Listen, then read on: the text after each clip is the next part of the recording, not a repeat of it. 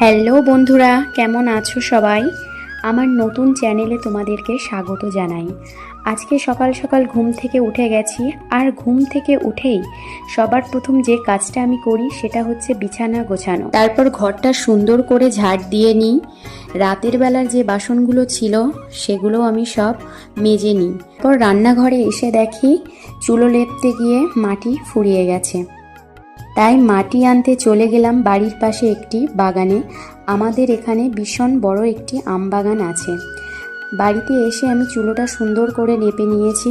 বিয়ের আগে এসব কাজ কিছুই করতে হতো না, কিন্তু এই যে মেয়ে হয়ে জন্মেছি, একদিন না একদিন তো এসব কাজ করতেই হবে না।